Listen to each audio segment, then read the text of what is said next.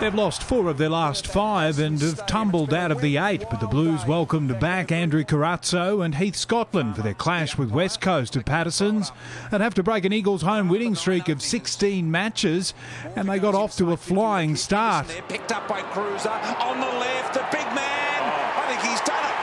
Fantastic goal from Cruiser. But the Eagles would bounce back with 2 of their own through Lynch and Daniel Kerr. Goes back and just drills the goal.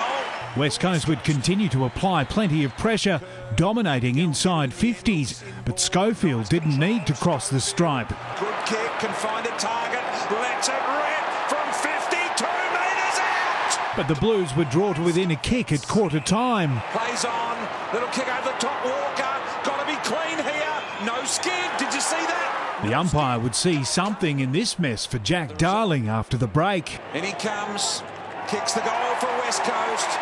15-point West Coast lead. And it would continue to grow. Opportunity, Hams just runs it away and kicks the goal. Carlton's game had been totally dismantled, forced to scrap to stay in touch. Chance to just stem the bleed a little. First Garlett and then Armfield, bringing the Blues back to life. Carazzo got it to Armfield. Carlton are back in the game. Trailing by 14 points, Carlton would start the second half the way they started the first, a goal to Cruiser. No wind here though, and he's got all of that. He likes it. Carlton like it. The Blues were now dominating the third term.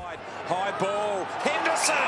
Henderson would make no mistake levelling the scores until their Irish connection put them in front. Zach Tui comes in, thumping ball. He has got every bit of that. Carlton have hit the front. Dean Cox would bring an end to 5 straight Carlton goals to snatch back the lead before Henderson struck again. He's hung it out a little bit to the right, but it's still there. The Blues up by 3 points into the final term, but the Eagles soared back into the lead. Over the top to Jack. Jack Darling can run into the open goal along the ground and he kicks it. Darling was back at it again moments later, shaking off all Carlton defenders.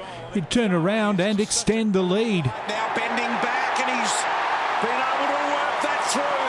The Eagles by 10. It had been 5 years since Chris Judd left the West. Neither the fans or the players seemed to have forgotten him. He'd give away a free which cost a goal. The Eagles finishing on top of them. Brennan has a flying shot. How about that? West Coast up by 23. A brace of late Carlton goals would make the score a little more respectable, but the night belonged to the Eagles, winging their way to the top of the ladder with a 10-point victory. David Murdoch, Big Pond Sport.